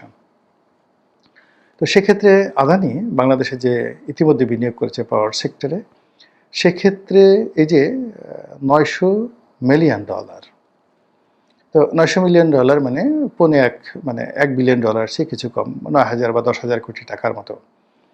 এটা আদানির জন্য জাস্ট আদাও না, পেঁয়াজও না। আদানি চাইলে এখানে আসলে $9 বিলিয়ন তারা ইনভেস্টমেন্ট করতে পারে। এবং এই যে যে এলাকাটিতে বন্দরটা নির্মাণ করা হচ্ছে, এই বন্দরটি এখানে মূলত জাপানি বিনিয়োগ মোটামুটি নিশ্চিত ছিল। আর এটি ডিপ সি পোর্ট হবে, গভীর সমুদ্র বন্দর হবে। ফলে এখন যে নর্মাল যে জাহাজগুলো আসছে আমাদের এই পতেঙ্গা হয়ে কর্ণফুলী ট্যানেল দিয়ে চট্টগ্রাম বন্দরে, এর চাইতে মানে কয়েক গুণ বড় বড় ড্রাফট, যেটা মাদার ভেসেল বলা হয়, যেগুলো সিঙ্গাপুরে নোঙর করতে পারে, কলম্বোতে নোঙর করতে পারে, করাচিতে করতে পারে, ঠিক সেই মানের জাহাজ যদি সেই গভীর সমুদ্র বন্দরে নির্মিত হয় এবং সেখানে যদি নোঙর করতে পারে, তাহলে বাংলাদেশের ব্যবসার চাইতেও আপনি জানেন যে কয়েক হাজার গুণ বেশি ব্যবসায়িক সুযোগ সুবিধা রয়েছে ভারতের। তো ভারত সেই পোর্টটি আন্তর্জাতিকভাবে ব্যবহার করতে পারবে better than A P Moller group. A P Moller group হয়তো দেখা গেল যে কেবল তাদের যে ব্যবসাগুলো রয়েছে, তাদের কন্টেনারগুলো, মার্কলাইনের যে কন্টেনারগুলো রয়েছে সেগুলো করতে পারে, আর বাকি জায়গাগুলোতে তার স্পেস তারা ভাড়া দিবে বা বন্দর হ্যান্ডেলিং করার ক্ষেত্রে তারা সুযোগ সুবিধা দেবে। কিন্তু আদানি যদি এই কাজগুলো করে, তাহলে পুরো ভারতীয় রাষ্ট্রশক্তিকে তারা এখানে ব্যবহার করতে পারে। ভারতের মিলিটারি, তারপরে ভারতের নেভি, ভারতের এয়ারফোর্স থেকে শুরু করে ভারতের ব্যবসা বাণিজ্য, ট্রেড অ্যান্ড কমার্স, এই সব কিছু একটা কেন্দ্র হিসেবে চট্টগ্রামের যে এলাকাটিকে এখন ডেনমার্কের কাছে সেই লিজ দেওয়া হচ্ছে বা তাদেরকে বন্দর নির্মাণ বা অপারেট করার যে সুযোগ দেওয়া হচ্ছে, সেটা যদি আদানিকে দেওয়া হয়, ভারত সেই আমি যে কজন লোকের নাম বললাম তাদের তো দূরের কথা, আরও 10-12 জনকেও যদি ধরতে বলা হয়, ভারত সেখানে সেই কাজ করবে। অর্থ এমন একটা বিষয়, তারা আপনি চিন্তা করুন যে কেবলমাত্র সস্তায় তেল কেনার জন্য তারা নিজেদেরকে যুদ্ধের ঝুঁকির মধ্যে ফেলে দিয়েছে। এবং আমেরিকা মানে ভারতের প্রতি এতটাই বিরক্ত যে এর আগে যে কয়বার পাকিস্তানের সাথে ভারতের উত্তেজনা হলো এবং সর্বশেষ যে যুদ্ধটা হলো, সেই যুদ্ধে পাকিস্তান মনে করছে তারা বিজয়ী হয়েছে। এবং ওই যুদ্ধের ফলে জনাব আসিফ মনির তিনি নিজেকে ফিল্ড মার্শাল ঘোষণা করেছেন, আর সেই ফিল্ড মার্শালের সঙ্গে একসাথে ছবি তুলেছেন এখন জনাব ডোনাল্ড ট্রাম্প।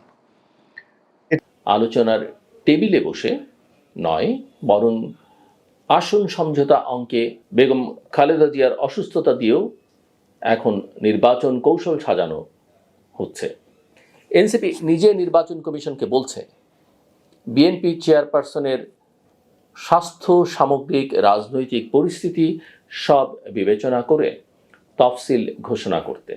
অর্থাৎ তারা বুঝছে এই আবেগ ও রাজনৈতিক অনিশ্চয়তা দুই ভবিষ্যৎ রাজনীতির বড় ফ্যাক্টর। বিএনপি নিজেদের ভবিষ্যৎ পুনর্গঠন, উত্তরাধিকার, প্রবাসী নেতৃত্বের বাস্তবতা নিয়ে ব্যস্ত। জামায়াত নতুন কৌশলে মাঠে ফিরতে চাইছে। এনসিপি সিদ্ধান্তহীনতা আর যুবাদের হতাশা সামলাতে পারছে না। এর ভেতরেই আবার আন্তর্জাতিক সমাজ নজর রাখছে নির্বাচনের গ্রহণযোগ্যতার উপর। এমন একটা প্রেক্ষাপটে আইন শৃঙ্খলা ও মানবাধিকার পরিস্থিতি আরও অস্থির। মানবাধিকার সংস্থাগুলোর সাম্প্রতিক পর্যবেক্ষণে দেখা যাচ্ছে শুধু নভেম্বর মাসেই দেশজুড়ে রাজনৈতিক সহিংসতা, গণপিটুনি, সাংবাদিক নির্যাতন, নারী ও শিশু নির্যাতনের বহু ঘটনা ঘটেছে। এতে নিহত, আহত ও গ্রেপ্তার হয়েছেন শত শত মানুষ। অন্যদিকে নির্বাচনকে সামনে রেখে বিভিন্ন জেলায় লক্ষ্যভিত্তিক হত্যাকাণ্ড, গুলি, সশস্ত্র হামলার ঘটনা নতুন করে আতঙ্ক তৈরি করছে এবং বিশ্লেষকদের মতে নির্বাচনের প্রাক পরিস্থিতি নিজেই সহিংসতাকে উস্কে দিচ্ছে। এই বাস্তবতায় জামায়াতের হিন্দু প্রার্থীকে কেবল ইমেজ ওয়াশিং বা টোকেনিজম বলে উড়িয়ে দেওয়া সহজ নয়, আবার এটিকে প্রকৃত অন্তর্ভুক্তি বলাও দায়সারা। কারণ নির্বাচনে সংখ্যালঘু মুখ তুলে ধরা আর বাস্তবে সংখ্যালঘু নিরাপত্তা নিয়ে রাজনৈতিক অবস্থান নেয়া, এই দুটো জিনিস এক নয়। যদি সত্যিই তারা অন্তর্ভুক্তিমূলক রাজনীতিতে যেতে চায়, তাহলে সংখ্যালঘু নির্যাতনের ঘটনাগুলোতে শূন্য অবস্থান নয়, স্পষ্ট ও দৃশ্যমান অবস্থান নিতে হবে। নির্বাচনী ভাষণে হিন্দু, বৌদ্ধ, খ্রিস্টান ভোটারের নিরাপত্তাকে অগ্রাধিকার দিতে হবে। দলীয় কর্মীদের আচরণে সেই পরিবর্তনের ছাপ দেখাতে হবে। একই কথা প্রযোজ্য অন্য দলগুলোর ক্ষেত্রেও। এনসিপি যখন নিজেকে তৃতীয় শক্তি বলে দাবি করে, তখন নারী অধিকার, সংখ্যালঘু অধিকার, মত প্রকাশের স্বাধীনতা নিয়ে তাদের দ্বিধান্বিত আচরণও প্রশ্নের মুখে পড়ে। আন্তর্জাতিক সংবাদ মাধ্যম ও সমীক্ষাগুলো দেখাচ্ছে, বিপুল প্রত্যাশা নিয়ে যাত্রা শুরু করলেও সাংগঠনিক দুর্বলতা, রাজনৈতিক ব্যর্থতা আর আভ্যন্তরীণ সমালোচনার কারণে দলটির জনপ্রিয়তা টেকসইভাবে বাড়তে পারছে না। বিএনপি আর জামায়াত এখনও তাদের সামনে এগিয়ে আছে অনেকখানি। অন্যদিকে যারা বহু বছর ধরে ধর্ম নিরপেক্ষতার পতাকা হাতে রাজনীতি করেছে, তারাও সংখ্যালঘুদের ব্যবহার করেছে অনেক সময় ভোট ব্যাংক হিসেবে। প্রকৃত অর্থে রাষ্ট্রীয় নিরাপত্তা, বিচার, পুনর্বাসন, রাজনৈতিক অংশগ্রহণ নিশ্চিত করবার বদলে নির্বাচনের সময় তাদের পাশে দাঁড়ানোর ছবি তুলেছে, পরে অনেকটা ভুলেই গেছে। ফলে সংখ্যালঘু নাগরিকদের একাংশের মধ্যে এক ধরনের গভীর অবিশ্বাস তৈরি হয়েছে। কে আসলে তাদের বন্ধু? কোথাও কোনো ত্রুটি আছে কিনা, খুঁত আছে কিনা, সেগুলো খুঁজতে থাকে। এরকম লোকের সংখ্যার তো অভাব নেই। আর আগের থেকেই জনাব তারেক রহমান সাহেবের জাতশত্রু শেখ হাসিনা ছিলেন। আওয়ামী লীগের যারা লোকজন আছেন তারা তো বলতে গেলে মানে কোনো অবস্থাতেই তারেক রহমান সাহেবকে মেনে নিতে একেবারে নারাজ। তারা দরকার হলে দরজা খুলে সকালবেলা যে কোনো জিনিস দেখতে প্রস্তুত, বা সকালবেলা ঘুম থেকে উঠে তাদের কানের কাছে যে কোনো শব্দ তারা শুনতে ইচ্ছুক। কিন্তু তাদের কানের কাছে যদি বলা হয় তারেক রহমান, আওয়ামী লীগের লোকজন ওরে বাবা গো, ওরে মা গো বলে গড়াগড়ি শুরু করবেন। মানে এটা তাদের কাছে একটা বিরাট মানে অত্যাচার। এবং আওয়ামী লীগের যে লোকজন যারা এখন জেলখানাতে আছেন, মানে তাদেরকে যদি শাস্তি দিতে চান ডক্টর মোহাম্মদ ইউনূস, তাহলে একটা কাজ করতে পারেন, আমি যেটা জানি, তাদের পুরো রুম সেখানে তারেক রহমানের ছবিগুলো টানিয়ে দেওয়া হোক এবং বলা হবে যে এই ছবিতে কোনো অবস্থাতেই কোনো আসল দেওয়া যাবে না।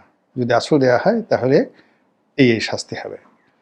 সেকেন্ড থিং হলো, তাদেরকে 3 বেলা খাবারের আগে এবং খাবারের পরে তারেক রহমান সাহেবের ভাষণ তাদেরকে শোনানো হোক।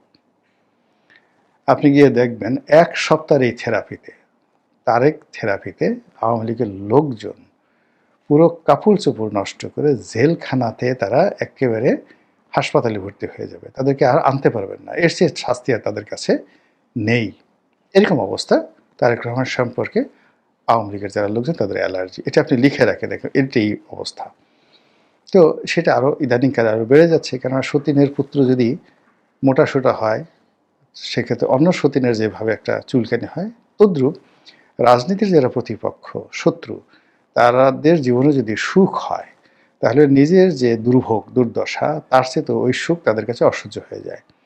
আওয়ামী লীগ এখন দৌড়ানির উপর আছে, প্যাদানির উপর আছে, কিন্তু এটা তাদের কাছে যতটা না কষ্টের, তার সাথে বড় কষ্টের হলো তারেক রহমান সাহেব প্রধানমন্ত্রী হচ্ছেন। এবং তারেক রহমান সাহেব যেদিন প্রধানমন্ত্রী রূপে শপথ নেবেন, সেদিন আপনি দেখবেন যে দিল্লিতে শেখ হাসিনার বাসায় কি হয়, কি যে ঘটবে একমাত্র আল্লাহ রাব্বুল আলামিন জানেন। শেখ হাসিনা যেদিন ক্ষমতা হারিয়ে তিনি হেলিকপ্টারে উঠেছেন, ওই বেদনা তার কাছে যতটা না নির্মম, ওই স্মৃতি তার কাছে যতটা মানে কষ্টের, কিংবা তার 32 নম্বর ভেঙে ফেলা হয়েছে, ওটা তার কাছে যতটা কষ্টের, তার চেয়ে বেশি কষ্টের হলো যেদিন তিনি দেখবেন যে তারেক রহমান সাহেব প্রধানমন্ত্রী রূপে শপথ নিয়েছেন এবং শেখ হাসিনা যে আসনটিতে বসেছেন সেই আসনে তারেক রহমান সাহেব বসে সরকারি দলিল দস্তাবেজে স্বাক্ষর করছেন। এটা তার জন্য অতি কষ্টের। এই কারণে কি হচ্ছে, তারেক রহমান সাহেবকে পচানোর জন্য, ছোট করার জন্য বিএনপির লোকজন প্রাণান্ত চেষ্টা করছে। একইভাবে জামাতের যারা লোকজন আছেন, অন্যান্য যারা লোকজন আছে যারা হাইডেন এনিমি, তারাও কিন্তু তারেক রহমান সাহেবের মানে নিয়ে নানা রকম তারা ন্যারেটিভ তৈরি করে ফেলছেন। এখন আমি দেখলাম যে তারেক রহমান সাহেব যে একজন সামরিক কর্মকর্তা, ডিজিএফ এর একজন সামরিক কর্মকর্তা, তার সঙ্গে তিনি একটা সময় অনভিপ্রেত আচরণ করেছেন, আনএক্সপেক্টেড, অশোভনীয়, তারপরে শোভনীয় ছিল না, আপত্তিকর। তো সেটাকে তিনি স্মরণ করেছেন এতকাল পরে। ভদ্রলোক একজন মেজর জেনারেল, তার নাম রুমি, এবং সেই রুমি সাহেবের সঙ্গে তিনি খারাপ আচরণ করেছিলেন একদিন। কি করেছিলেন সেটা বলেননি, তবে খারাপ আচরণ করেছিলেন। তার জন্য তিনি প্রথমত সরি বলেছেন, আমি দুঃখিত। তারপরে বলেছেন যে এই বিষয়টি ক্ষমা সুন্দর দৃষ্টিতে দেখার জন্য তিনি অনুরোধ করেছেন। একেবারে ডাইরেক্ট ক্ষমা, অ্যাপোলজি চাওয়া, সরি এবং অ্যাপোলজি। তা তিনি এখানে সরি বলেছেন, অ্যাপোলজি বলেছেন। তা আমাদের দেশের যে সংবাদপত্রগুলো, বিশেষ করে যারা সবসময় একটা ব্যালেন্স করে চলে, এখন তারেক রহমান সাহেব এই যে ক্ষমা চেয়েছেন, এটা কোনো পত্রিকা আসেননি, তিনি দুঃখ প্রকাশ করেছেন, সরি বলেছেন। এটা প্রথম আলো থেকে শুরু করে অন্যান্য পত্রিকায় এসেছে। কিন্তু আপনি যদি তার শব্দগুলো উচ্চারণ দেখেন, তাহলে তিনি প্রথমে সরি বলেছেন এবং বিষয়টির জন্য তিনি ক্ষমা প্রার্থনা করেছেন, তারপর আবার সরি বলেছেন, অ্যাগেইন সরি বলেছেন। এখন বক্তব্য হলো যে তারেক রহমান সাহেব যেখানে ক্ষমা চেয়েছেন, আমরা সেখানে সেটাকে সরি বলছি কেন? তিনি কি ক্ষমা চাইতে পারেন না? তার সম্মান, মান, মর্যাদা, আমাদের পত্রপত্রিকাগুলো যেখানে তারেক রহমান সাহেব নিজে ক্ষমা প্রার্থনা করছেন, তিনি বিনয়ী হচ্ছেন, আর আমরা তাকে অহংকারী বানিয়ে দিচ্ছি যে ওই পদে থেকে ক্ষমা চাওয়াটা শোভনীয় নয়, তিনি শুধু সরি বলেছেন। তো এই হলো আমাদের পত্রপত্রিকার তেলবাজি। দ্বিতীয়, যে এখানে ওই যে ডিজিএফআই যে একজন মেজর জেনারেল, তিনি এই সময়টাতে আগে অপমানিত হওয়ার পরেও তিনি এরকম একটি অনুষ্ঠানে কেন গেলেন? তার কি লাজ লজ্জা নেই? যদি কারো দ্বারা কেউ অপমানিত হয়, এবং এত বছর, আজকে তো না, এই অপমান তিনি হয়েছেন 20 বছর। তো 20 বছর আগে এই অপমানিত হওয়ার পর 20 বছর পরে তিনি ক্ষমা চেয়েছেন। যদি ঘটনাটা এমন হতো যে তিনি সেখানে উপস্থিত নেই, তারেক রহমান সাহেব, অন্যান্য যারা কর্মকর্তা, সামরিক সাবেক কর্মকর্তা উপস্থিত হয়েছেন, তাদের মাধ্যমে তিনি খোঁজ নিলেন যে ওই এক কর্মকর্তা তিনি কি আছেন? নেই। এখানে এসেছেন? আসেননি। তাহলে আমার সালাম দিবেন, আই এম সরি, বা আমি সেদিন যে আচরণ করেছিলাম তার কাছে গিয়ে আমার পক্ষ থেকে আমার যে ক্ষমা চেয়েছি এটা তাকে পৌঁছে দেবেন। এটি ওই অফিসারের যে আত্মমর্যাদা বোধ আছে, সম্মান বোধ আছে, এটা মনে হতো। কিন্তু যেহেতু তিনি একজন দলীয় পান্ডা হিসেবে, এই মেজর জেনারেল রুমি সাবেক দলীয় পান্ডা হিসেবে, তারপরে দলীয় একজন যাকে বলা হয় তাবেদার হিসেবে, তারেক রহমান সাহেবের কর্মী হিসেবে, আরও যদি বলেন সেবক হিসেবে, আরও যদি বলেন, আর বললাম না, তিনি সেখানে উপস্থিত হয়েছেন অবনত মস্তকে তার নেতার প্রতি আনুগত্য দেখানোর জন্য। তো সেখানে আসলে তার কাছে ক্ষমা চাওয়ার তারেক রহমান সাহেবের কোনো প্রয়োজন ছিল না, এর মধ্যে কোনো ঔদার্যতা নেই। আর তার যদি আত্মমর্যাদা বোধ থাকতো, আত্মসম্মান বোধ থাকতো, এবং তারেক রহমান সাহেবের সেই দিনের বক্তব্যে তিনি যদি আহত হতেন, তিনি ভুলেও সেখানে যেতেন না। একজন মেজর জেনারেল এইভাবে পাবলিকলি কত আগে, এটা কত সালে হয়েছে আমি জানি না, এত আগে পাবলিকলি, এখন তো ধরেন মেজর জেনারেল আর্মির কর্মকর্তাদেরকে উঠতে বসতে মানুষজন অপমান করে, আমাদের অনেকে ক্যান্টনমেন্ট ভাঙতে চায়, অনেকে ব্রিগেডিয়ারদেরকে বকা দেয়, মেজর জেনারেলকে বকা দেয়, সেনাপ্রধানকে বকা দেয়, এটা এখন ভাত মাছ হয়ে গেছে। কিন্তু আজ থেকে 20 বছর আগে একজন আর্মির সিপাহীর সঙ্গে, কনস্টেবলের সঙ্গে বেয়াদবি করার দুঃসাহস বাংলাদেশে কারো ছিল না। তো ওই অবস্থাতে তারেক রহমান সাহেব যদি একজন মেজর জেনারেলের সঙ্গে খারাপ আচরণ করে থাকেন, ইট ওয়াজ ওয়াইজ, এটা চেপে যাওয়া উচিত ছিল। তারেক রহমান সাহেবের জন্য উপস্থিত ছিল যে এই লোক এত বছর আগে এই কাজ করেছে, 20 বছর আগে করেছে। এখন প্রধানমন্ত্রী হওয়ার পরে তিনি রাতারাতি সেই জিনিসটা পরিবর্তন করবেন বা পরিবর্তন হয়ে গেছেন, এটা কেউ বিশ্বাস করবে না। এর কারণ হলো অভ্যাস, চরিত্র, ক্যারেক্টারিস্টিক্স, কিয়ামত পর্যন্ত মরে গেল মানুষের পরিবর্তন হয় না। তো তার যারা উপদেষ্টা আছে তারা কেন এই জিনিসটি সামনে আনলেন আমার মাথায় ঢুকছে না। এই আমি কথাগুলো খোলামেলা বললাম, কিন্তু যারা তারেক রহমান সাহেবের প্রতিপক্ষ তারা কিন্তু ঠিকই বুঝে গেছেন, এবং এই জিনিসগুলো নিয়ে সামাজিক মাধ্যমে আলোচনা হচ্ছে বলেই আমি কিন্তু এই কথাগুলো বললাম, যেন দ্বিতীয়বার এই ভুলগুলো না করে। যারা বোঝার চেষ্টা করুন যে 20 বছর আগে তিনি এই কাজগুলো করেছেন, যখন বাংলাদেশে পুলিশের একজন কনস্টেবল বা আর্মির একজন সিপাহীর সঙ্গে কেউ উচ্চস্বরে কথা বলতে পারতো না, তখন তিনি একজন মেজর জেনারেলকে এই ভাষায় কথা বলেছেন, এবং এত তীব্রতার সঙ্গে কথা বলেছেন যে গত 20-30 বছর বা 25 বছর তিনি এটা ভুলেননি। আই ডোন্ট নো যে এটা কত সালে হয়েছে। তো যা হোক, তারেক রহমান সাহেবের যখন ক্ষমতায় ছিলেন আমি সেটাইকে সর্বনিম্ন সময় দিলাম, তাও তো 20 বছর হয়ে গেছে, 22 বছর হয়ে গেছে। তো তার সেই কর্মটা তিনি এতটা রুট ছিলেন যে স্বয়ং তারেক রহমান সাহেব এটা ভুলেননি। আর যেই লোক মানে যাকে তিনি অপমান করেছিলেন তার কাছে সরি বলার কোনো প্রয়োজনই নেই, কেননা তিনি সেটা ডাল ভাত মনে করেছিলেন, ওটাকে তার প্রাপ্য মনে করেছিলেন, এবং ওটাকে তিনি মনে করেছিলেন যে তার পুরস্কার। একটা উদাহরণ নেই, একবার শেখ হাসিনা খুব রাগ হয়েছেন বলে আমার প্রতি সবাই বলা বলি করলো পার্লামেন্টে। তা আমি খুব অভিমান করলাম। অভিমান করার পরে আমি সেই কয়েকটা টক শোতে সরকারের খুব সমালোচনা করলাম। তো সমালোচনা করার পর এখন শেখ হাসিনা চাইলেন যে আমার সঙ্গে আমি যেন তার কাছে গিয়ে সরি বলি। এই জন্য দলের মধ্যে বেশ কয়েকজন সিনিয়র যারা নেতা আছেন তারা আমাকে বললেন যে এরকম নেত্রী খুব রাগ করেছেন, তুমি যাকে বলা হয় দলের বিরুদ্ধে কথাবার্তা বলেছো, এই জন্য টকশোতে গিয়ে এই সমস্ত কথাবার্তা বলেছো, লিখেছো, এই জন্য তিনি খুব রাগ করেছেন, তাড়াতাড়ি গিয়ে সরি বলো। অনেক সিনিয়র নেতা, প্রেসিডেন্ট মেম্বার। তো দলের মধ্যে এরকম দালাল থাকে, মানে সবসময় দালাল থাকে। তো তারা আমাকে কনভিন্স করার চেষ্টা করছে যে তুমি গিয়ে নেত্রী পা ধরে ক্ষমা চাও। তা আমি বললাম যে আমি এটা মরে গেলেও পারবো না। এর কারণ হলো উনি ওই আমার সম্পর্কে এরকম বাজে কথা বলেছেন, বকা দিয়েছেন।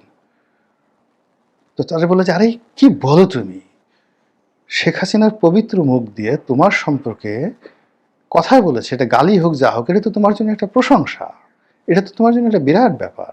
তুমি যে কোনো ওসিলায় তার কাছে যেতে পারছো, সেটা গালির মাধ্যমে হোক, ভালোবাসার মাধ্যমে হোক, কিংবা এই যে তুমি এখন তার কাছে গিয়ে তার পা ধরে মাপ চাইবা, এটা তো একটা সুযোগ। আমরা তো এই সুযোগের আশায় বসে থাকি।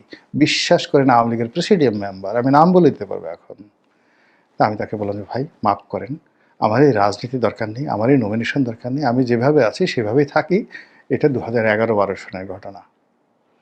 তো এখন দেখুন, আপনি যখন এইভাবে লাথি খাওয়া, গুঁতো খাওয়া, কিল খাওয়া, অপমানিত হওয়া, লাঞ্ছিত হওয়া, এটাকে মনে করবেন আপনার পুরস্কার, সেক্ষেত্রে আপনার কাছে তো আমার সরি বলার দরকার নেই। আপনি মনে করছেন তো এটা আমার পুরস্কার, বরং সরি বলে বরং সে পুরস্কারকে আরও ছোট করা হলো।